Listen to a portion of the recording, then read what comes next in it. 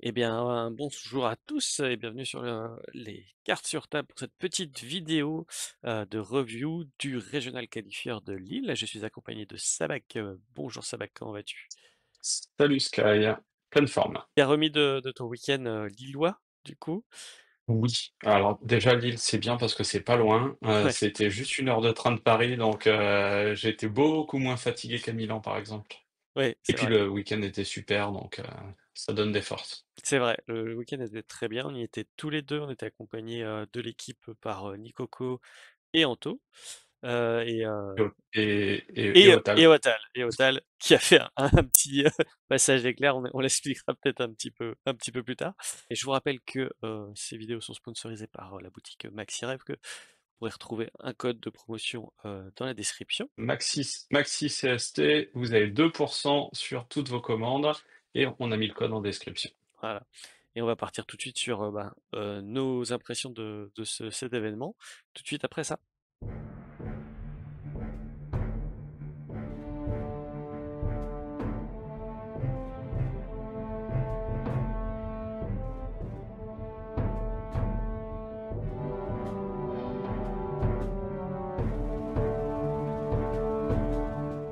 Donc, nous étions ce week-end, le week-end du 3 et 4 mai 2025, au Régional Qualifier qui se passait à Lille, dans une grande salle qui s'appelait le Grand Palais de Lille, enfin une des salles du Grand Palais de Lille, hein, parce qu'elle constituait de plusieurs salles.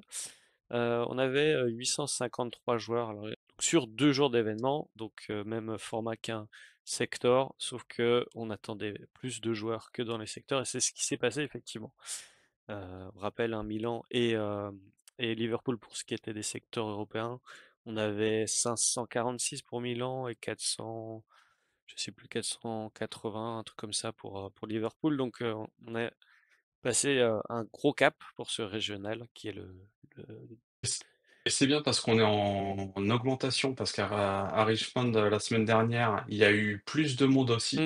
c'est C'est vrai. certain, il y avait plus de 600 joueurs? Et non, un tout petit peu moins de 600, Bon. 580 et Mais quelques. on était un peu au-dessus, il semble que les bans qu'il y a eu, les 3 cartes qui ont été ban, ça a redonné un petit coup de boost à la Hmm, motivation de certains joueurs et je pense que c'est aussi pour ça qu'on a eu une meilleure affluence.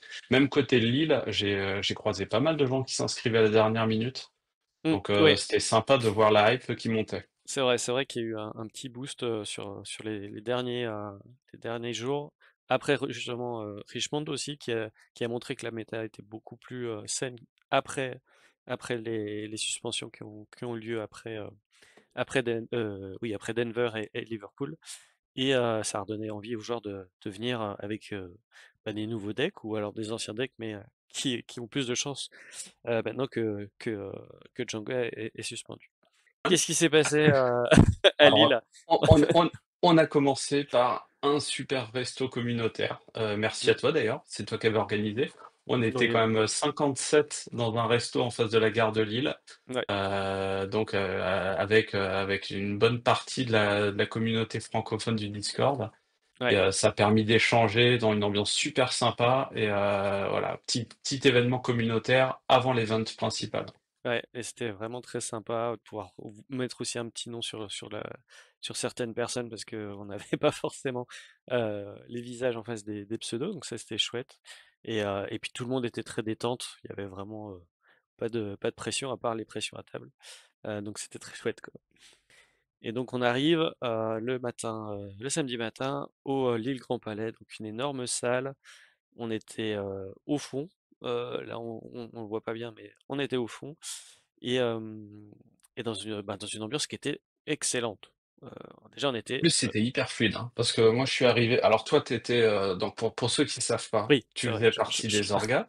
Oui, Mais nous qui sommes arrivés en joueur, c'était ultra fluide pour entrer. Il n'y a pas eu de contrôle de tickets excessif, mm. etc. Juste un petit check des sacs rapidement, et on était directement dans le grand bain. Et on accédait directement assez rapidement dans la salle, hein, une fois qu'on était rentré avec cette magnifique affiche qui nous donnait le ton. Euh, Ouais, par rapport à Milan, là, on a passé un gap au niveau des décos, au niveau des mm, petits éléments d'ambiance. On ouais. avait beaucoup plus l'immersion Star Wars. Là, on était vraiment dans le bain, alors on va le voir tout de suite après, mais petite présentation du Price Wall là, qui était en cours d'installation. J'ai peu pris de photos une fois que c'était installé. Mais quand c'était installé, c'était encore plus impressionnant que ça.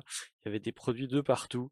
Les joueurs, quand ils passaient devant la table du Price Wall, bah, tout ce qui se posait comme question, c'est qu'est-ce que je vais pouvoir prendre? Il y en a tellement de choix, quoi. Il y avait tellement de choix. Bah, déjà, tous les éléments étaient là. Donc, Mm, par rapport oui, à Milan, ça donnait tout de suite plus envie. Mais en plus, il y avait plein de produits, du produit Game c'est Genie, ça. il y avait même de la PLV, bah, comme les standees, non, de l'autre côté que vous Oui, voyez au-dessus de moi. Enfin, il y avait plein de super trucs pour les collectionneurs, pour les joueurs. Ce prize Haul était assez incroyable. ouais, c'est bon. En tout cas, ce on m'a redonné comme retour, c'est effectivement il y avait pléthore de choses à prendre, donc même quand on n'avait que 100 ou 200 tickets, il y avait toujours des choses à faire avec et se faire plaisir. Et les prix avaient bien Oui, baissé par rapport à Milan. C'est à Denver, je crois qu'il y avait une baisse de prix, oui, un peu impromptue. Et ben c'est bien parce qu'on est resté là-dessus. Donc la communauté avait été bien écoutée rapidement, ça fait plaisir. ouais, effectivement. Comme tu peux pas te balancer des fleurs tout seul, c'est moi qui m'en Mais occupe c'est gentil, quand vous avez fait les trucs bah, bien. pour le coup, c'est Ronald et Corée et Madi qui avait fait le nécessaire à Denver. Ça avait été reporté à Richmond et on a juste appliqué en fait les prix qui a été fait aux États-Unis sur les price wall de Lille. On a été suivi aussi par Fanfinity, hein, qui a bien accepté aussi, puisqu'ils ils sont partenaires dans l'événement. Et a priori, ben, on est plutôt tous contents, joueurs et organisateurs de ce qui s'est passé. Donc la salle, c'est vrai qu'on l'a pas vue encore, une très grande salle, très haut de plafond, avec, comme on le disait, beaucoup de décorations, et là, des grosses bâches représentant des personnages ou des vaisseaux du 7-4. C'était franchement super d'arriver là-dedans. Euh, Et comme c'est haut de plafond, tu te sens pas, parce que moi qui aime pas quand il y a trop de monde, hmm, tu te sens pas écrasé par la ouais, foule, tu te sens on était dans des conditions pour jouer, j'ai trouvé qu'on n'était pas gêné par les voisins, qu'on n'était hmm, pas gêné par le bruit. ouais, C'était la salle est bien foutue pour ça. ouais. Et Là, bah, là, on voit pourtant on est tellement nombreux et quand tu joues, tu es bien. t'es, Tu es dans ta partie.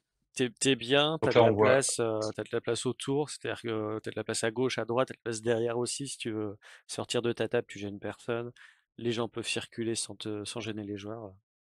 C'est super, quoi. Et en vrai, c'était plein partout et c'était plein tout le temps aussi. C'est-à-dire qu'on avait effectivement le main event qui a duré tout le jour 1 et ensuite on avait le top 64 pour le jour 2. Donc forcément, on réduit énormément la quantité. Mais comme il y avait des side events un peu tout le temps, bah, il y avait toujours du monde à on toutes les tables, quoi.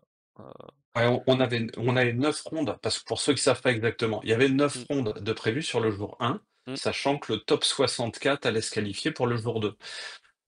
Pour espérer se qualifier, il fallait globalement être à 2 défaites maxi, ce qui ouais, fait que le matin, bah, une fois à 3 défaites, tu es sûr que tu es éliminé pour le jour 2. Et donc il y en a beaucoup qui ont privilégié d'aller se faire, des side events, mm, que ce soit du scellé, du draft, du Twin Sun ou d'autres choses. Et en fait, tous les gens s'arrêtaient jamais de jouer. C'est-à-dire que ceux qu'on drop parce que ça les intéressait plus de faire l'événement principal, et bah, à ce moment-là, ils ont tranquillement, été s'installer, et ce qui fait que tu as tout le monde qui joue dans la continuité. Moi, j'ai fait les 9 rondes, j'étais complètement nul, mais j'ai joué les 9 rondes de l'événement principal, mais c'est vrai que c'était quand même plein de partout, quoi.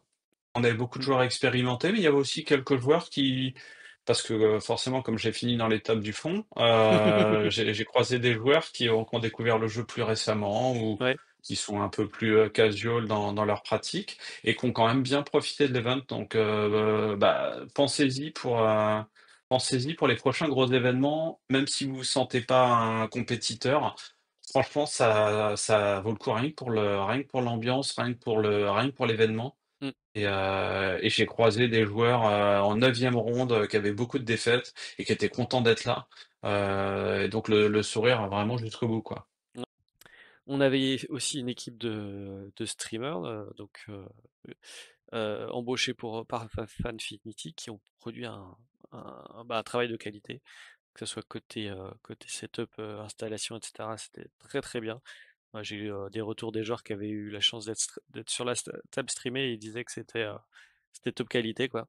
Qu'on soit bien assis, qu'on est un peu, isolé, du bruit ambiant parce qu'on a des casques, on entend bien son adversaire, on entend bien le judge et cetera et à la retransmission, top qualité avec un overlay super, l'affichage Et des c'est marrant parce que cartes, moi j'ai rien vu en fait, parce que moi j'ai mmh, joué tout le week-end, donc mmh, j'ai dû voir 5 minutes de stream maximum, mais je recevais des messages de gens qui me disaient: «Le stream est de super qualité, mmh, mmh. l'overlay est super beau, les» et puis même j'ai écouté un tout petit peu là quelques extraits, ça avait l'air vraiment dynamique, Ouais, au ouais, niveau commentaire aussi. ouais.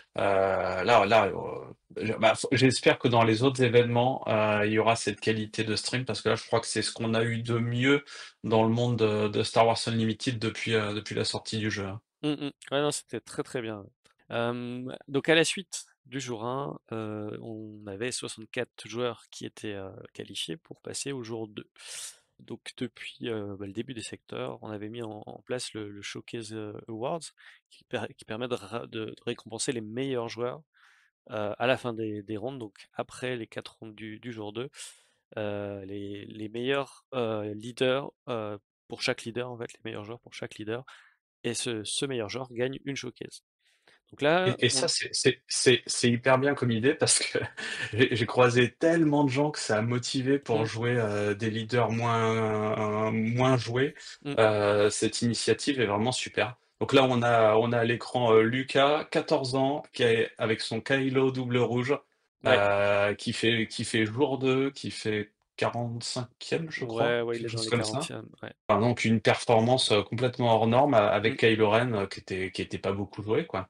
ouais. Donc un gros GG à lui. Moi, ça m'avait motivé pour jouer Vador à Milan, mais j'avais pas été très bon. Mais on a vu comme ça une diversité de méta. Je crois qu'il y a un Trench qui finit 66e, quelque chose comme ça. 69e, ouais, je crois qu'il est 69e. C'est, Ouais.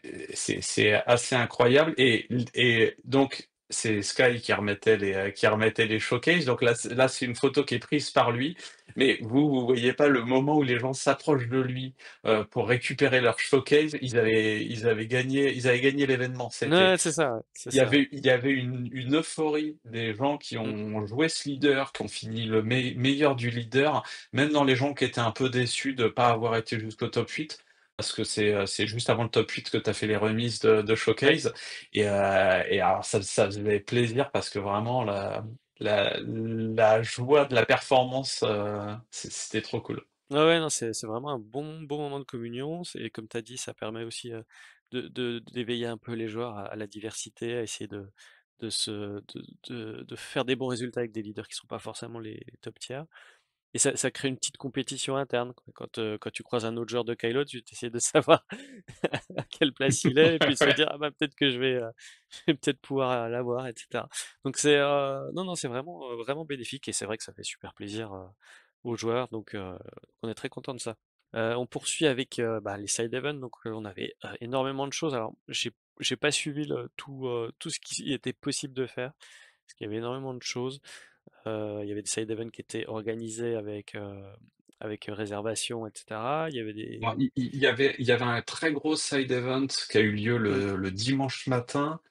180, ouais, donc c'est plus que ce qu'on a dans les Planetary Qualifiers. J'ai vu pas mal de gens faire des scellés, des drafts parce que c'est des formats assez rapides et mmh, qu'il y avait l'envie d'aller récolter les petits tickets, coupons qui permettent d'acheter dans le prize wall. mmh, Donc c'était assez marrant cette course au prize wall. Il y avait même du draft carbonite qui était possible pour, ouais, pour ce pour 75 € pour avoir ouais, trois tu tes 3 boosters carbonite. Bon, je sais pas si c'est très jouable, mais je crois que ça fait kiffer quelques joueurs ouais, c'est ça, ouais. et alors la super animation, moi qui espérais pouvoir jouer contre Bronto ou contre Sky, puisque vous aviez un système de bounty où vous Mmh. faisiez gagner, un petit cadeau aux gens qui vous battaient et quand je suis arrivé le dimanche, la queue pour jouer contre vous, c'était impressionné, des vrais rockstars. C'est vrai qu'on s'est installé en se disant: «Bon, bah, on va faire deux trois games» et puis on lève la tête, on voit, des dizaines de personnes qui attendent. On s'est dit: «Ouh là, ils veulent notre tête. Bon bah, ouais, ouais, va falloir qu'on défende chèrement notre vie». Oh, tu en as Et gagné beaucoup? T'en as perdu beaucoup? Ça a donné quoi, toi? alors justement, on a fait un peu le point avec Nico à la fin, on s'est dit: «Ouais, on doit être positif au niveau, victoire». Donc mais à chaque fois, c'était des games bien accrochés parce que les joueurs, ils venaient aussi, pour gagner, donc ils venaient souvent avec leur deck, de construit et du coup, bah, fallait s'accrocher, quoi. Donc c'était très sympa et puis tu rencontres un petit peu, la communauté, tu récoltes un peu des retours et puis c'est vrai que tout le monde a passé un super moment, quoi. Passer sa journée à jouer, c'est quand même bien sympathique. Bah, ouais, parce que être en regard, regarder les autres jouer, c'est un peu triste, mais là, vous avez bien profité. Ouais, Tu sais quelle proportion de Français il y avait, à ouais, l'événement ou bah, pas? en gros 50. Il y avait 400, 50. ouais, OK. 440, quelque chose comme ça, français, à l'événement. Ah, j'ai pas ajouté les Belges, les Suisses, et cetera, mais voilà, Ouais, ouais, de ouais, en franco ouais, ah oui, français seulement ou ouais, tu ouais, parles ouais, pas de francophone, ouais? ouais, ouais, non, là, je parlais vraiment de français, sachant qu'en plus, tout le monde Et n'est pas forcément pas mal sérieux. d'Allemands aussi. Ouais, J'ai les croisé les beaucoup de joueurs allemands, les Allemands étaient la deuxième communauté la plus présente, ouais, donc ouais, 2e nationalité la plus présente. Hem, il y a quelques animations, c'est vrai qu'on en a pas parlé. Donc il y avait, principalement 2 des cosplayers qui se baladaient, qui nous ont fait le plaisir de se balader pendant les 2 jours, à arpenter les ouais. tables, et à La se faire prendre. 501e et Ouais. le Grido était déchaîné. Il faisait le guignol tout le temps. Il m'a fait sursauter quand il est arrivé derrière moi. J'ai failli tirer le premier. Et puis l'officier du nouvel ordre, Il a vous jamais ne souri. voyez pas forcément, il a souri une seule fois de tout le week-end. Ouais, ouais, C'est dommage, j'ai pas pu prendre en photo. Il faisait super bien la gueule, on aurait dit un vrai, c'est vrai. officier du 1er ordre. Ouais, Il avait un super, petit on le voit un peu dans la main là, un ouais, petit hologramme, en ouais, fait, c'est une projection sur ventilateur, on aurait dit un vrai hologramme de ouais. Star Wars. Ouais, j'étais Trop bien. impressionné aussi quand je l'ai vu, je fais: «Waouh, ça rend super bien, ouais». Mais non, non, Et ils en ont fait, avec trois personnes costumées, quand je suis arrivé le samedi, beh, comme ils étaient proches de l'entrée.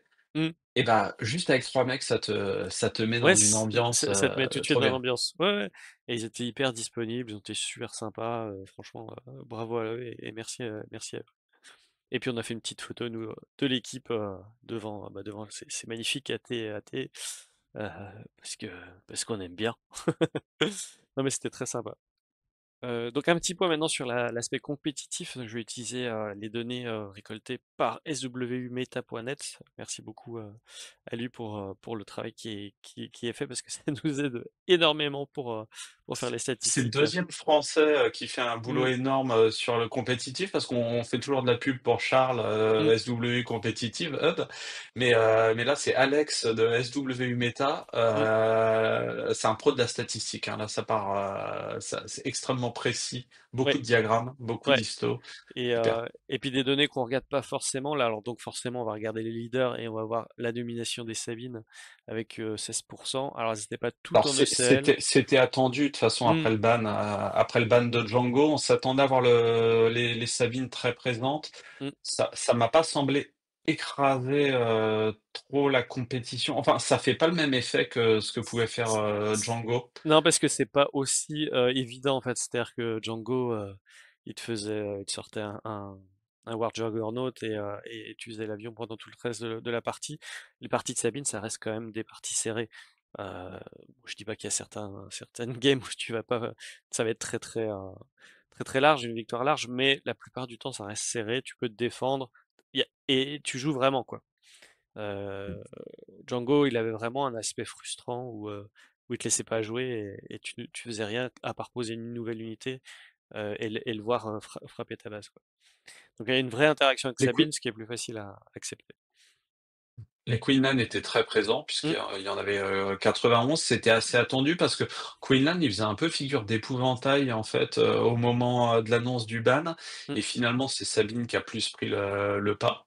ouais, Mais 91, ça fait quand même 10% de Queenland. ouais, Ensuite, on a du Kira, ouais. on l'a vu émerger à Richmond, de façon importante. C'est devenu le deck un peu, que autour de moi, tout le monde craignait les Kira, en fait. Mmh mh. C'est un deck qui a pas de match-up impossible. Donc c'est un peu bon contre tout. Alors c'est pas le deck le plus fort, mais c'est un deck qui faisait peur à tout le monde. Ouais.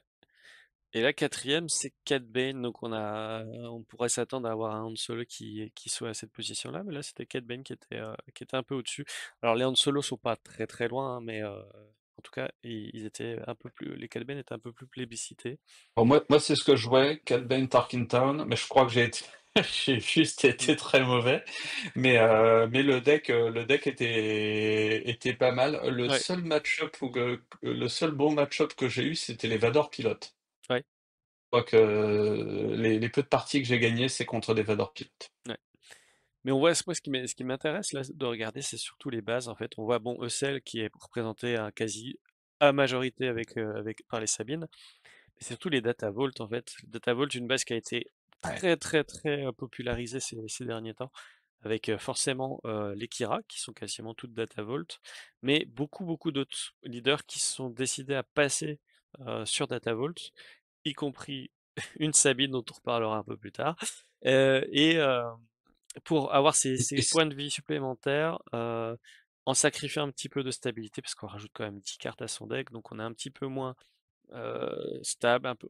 Bon, Tarkington, toujours très, très présent, hein. Là, c'est quasiment que les, les Queenland et les Cat Bane. On a à peu près le total de base Tarkington. Et on a un gros, gros recul, du coup, des bases ruses, de ce qu'on pouvait avoir vu pardon, pendant le set 3. bah, sans DJ, le double jaune, ça a moins intéressé. Ça a moins d'intérêt. C'est là où je voulais vous montrer le Han Solo qui était juste après le Cat Bane. Han Solo qui est passé principalement sur une base verte. Souvent data vol, mais pas tout le temps. Ça dépend un peu des builds. Qui a plutôt bien performé, mais qui a eu du mal quand même à aller jusqu'au bout sur ce tournoi, puisqu'on en a eu assez peu en top 64 et il a totalement disparu en top 8. Et ce qui Il y a eu va moins de boss bleus que prévu aussi. Parce aussi, que ouais. là, il y a eu un changement de méta un peu de dernière minute où l'omniprésence des Sabines a fait dire ouais, Art Control, quand même attention. Mm, mm. Pas sûr d'avoir le temps. Et effectivement, il y en a eu moins que ce qu'on pouvait redouter. Ouais. Mais beaucoup prédisaient que Kira allait du coup pouvoir grappiller un peu plus les Sabines, mais ça s'est pas avéré vrai. Euh, et on a quand même Boba Fett hein, qui est toujours plébiscité malgré la suspension de triple Dark Red, etc., qui aurait pu En fait, le deck Boba Fett, quand tu le vois, tu te dis ah, ça a l'air pas mal, ça a du potentiel. Et en fait, non, Hmm. personne n'arrive à le pousser à très très haut niveau. Alors que Ouais. intuitivement, tu trouves ça pas mal. Et On va reprendre maintenant un petit peu rapidement les decklists des quatre premiers joueurs. Donc ici on a le vainqueur qui joue bien une Sabine, mais une Sabine Datavolt, ce qui a surpris beaucoup de gens. J'en ai discuté même avec Yukunu Junior après le tournoi, qu'il a affronté et qui a perdu alors qu'il jouait Han Solo vert, parce qu'il a été un peu surpris par le deck. Il s'attendait pas à ça, et du coup il a pas mal hésité à savoir comment euh, aborder le match-up, et ça lui a plutôt desservi puisqu'il a pas réussi à gagner. Donc on est sur une base très carrée, hein, parce que toutes les cartes sont en x3, forcément on a 60 cartes, et on a 20 cartes, 20 cartes différentes. On va retrouver une très très grosse base Sabine, ce qui m'a moi un petit peu choqué entre guillemets, c'est le manque de boost en fait. On n'a plus les lieutenants de flotte, on va avoir à la place les Adelphi, la carte qui est le vaisseau pour 5 qui donne un +2 si on a l'initiative, et assez peu d'autres boosts, et on va voir même la corvette sénatoriale qui permet de faire défausser une carte. Ouais, on a des choix un peu particuliers. J'ai pas vu les parties, donc j'ai un peu de mal à me dire voilà, dans En comment fait, il s'en sort, quoi. le deck paye pas de mine. Si on Mm. savait pas qu'il avait aussi bien perfait, Mm. C'est ça, ouais. On on se dirait pas, on ouais. n'aurait vraiment pas misé dessus. Mais alors donc ça se trouve, vous qui nous regardez, vous avez regardé plus de games que nous. Mais c'est vraiment surprenant. Bon, il y a plus de late game, Mm. il y a plus de possibilités, mais on est moins sur de l'aggro pur, quoi. Ouais. Tu vois, le Radius qui n'aura quasiment jamais sa sentinelle parce que la seule unité résistance c'est Podamron. il y a des choses en fait, on se dit mais ça marche pas et puis en fait on regarde le résultat et ça marche, mais c'est vrai, on a et un sideboard assez particulier parce qu'on monte jusqu'au crit. Donc contre certains match-up, on va préférer être vraiment en mode contrôle et attendre que nos crits puissent sortir. Donc assez atypique effectivement. On perd l'explosivité de celle pour finalement 8 points de vie en plus, hein, parce qu'on trade une base à 25 contre une base à 33. Et Ouais. on espère Et que vrai cœur sans ECL, ça Hmm. fait moins peur. Bon, il y a 3 timely intervention, Il- mais il y bon, a- ouais, faut mais il faut les trouver, ouais, faut qu'on les ait pas ressourcés, parce que ce qu'on disait, c'est qu'on a enfin si, il y a contrebande. Oui, mais du coup, ça te ralentit encore d'un tour, donc Ah ouais. oui. Non, le deck est plus lent, hein. Le deck est plus lent, euh, mais en tout cas, il a réussi à mener ça au bout, donc félicitations. On va partir sur le finaliste, donc c'était Squeeze, qu'on connaît bien, qui est là depuis le début du jeu et qui vient de temps en temps sur les gros tournois. Et pour le coup, il est venu donc avec un Anakin Vigilance. Euh, il a d'ailleurs éliminé en quart de finale DIFE dans un match miroir. Donc c'était un peu dommage de voir deux Français s'affronter avec le même deck, mais malheureusement c'est les lois du match-up. Donc ici on est assez sur un deck assez classique. La seule chose que j'avais jamais vue c'était ces 7-3-3 boucliers dans un Anakin. Et, euh, et là, on est plutôt sur une version voilà, des fausses directes avec pillage en main deck que je voyais plus souvent en side. Mais bon, il n'y a pas grand-chose à dire. Après, le deck, on le connaît de manière assez classique depuis 2 sets. Il est Bah, assez... une valeur sûre, mais aller en Ouais. finale avec, c'est Oui, oui, beau. c'est beau. Hein, il faut le maîtriser. Il faut bien connaître les faiblesses et les forces du deck. Et surtout ce que va faire l'adversaire. Ce qu'on pourra regretter un petit peu de ce deck, c'est qu'il n'a aucune carte de, euh, du 7-4, sauf ce 3-3 bouclier. Je crois que c'est la seule, hein. Ouais. Donc, mais a priori, c'est vrai que ça lui permet de faire deux trades à 5 très bien contre les Queenland, qui a beaucoup d'unités à 5 points de vie, donc plutôt une bonne idée.